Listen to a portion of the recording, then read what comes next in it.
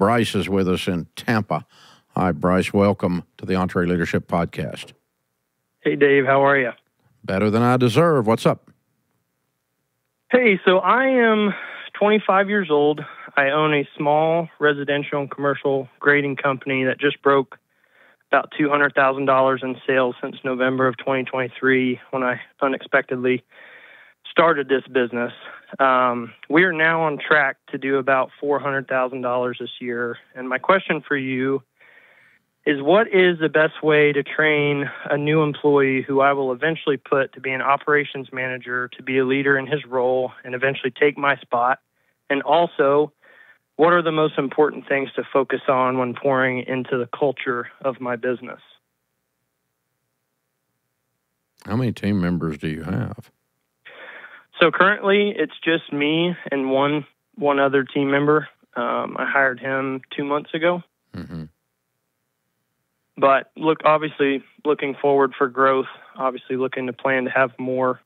So wanting to kind of get the roots of the business established and healthy and figure out, if I can focus on one and do one right, I can do the rest right. So yeah.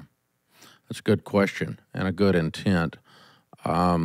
Realistically, the guy you hired will not end up being your guy. Okay. The chances of you hiring your very first hire ending up being your right hand 20 years later is very close to zero. Okay. But what I've done instead is I've just hired folks into their particular roles in the early stages where you're at the treadmill operator stage and on the first stage of business. And so I hired people into roles, and then I watched them. The first qualification for them to move towards leadership is they have to do their current job well.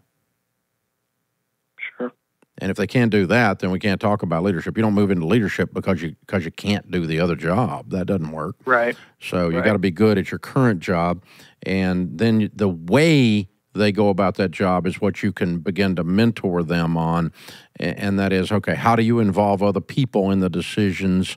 How do we lift people up? How do we lift the organization up more than just simply executing a task?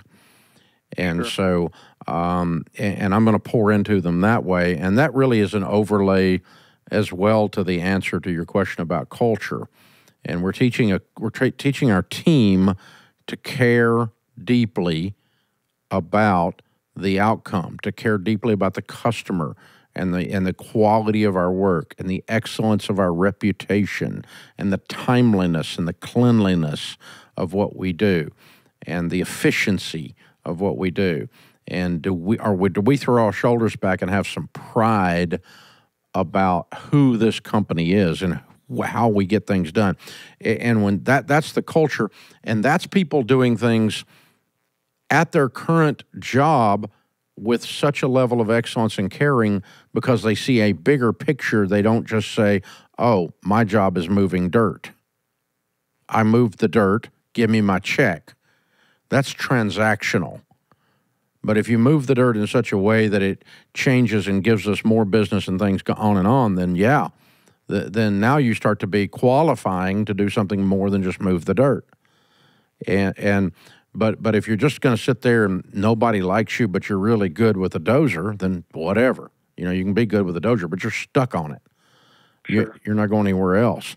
And so that as you raise these people up, and really you don't have any reason for an ops manager for a while. You got quite a ways to go to get to needing that, and really even to start worrying about culture. But if you start thinking about it now, you're ahead of the game, and that's what you've done, which is very, very wise on your part. Well done, sir.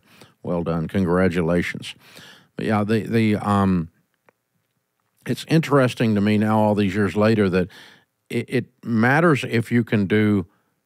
We have a lot of developers on our team. If you can write a line of code and you're really, really good at that, it matters. But what really matters is, can you work with a whole bunch of other people who are doing it in such a way that everybody's glad you're there? And then that's leadership material that you can build on. Because that's someone that cares about the whole picture, not just their task.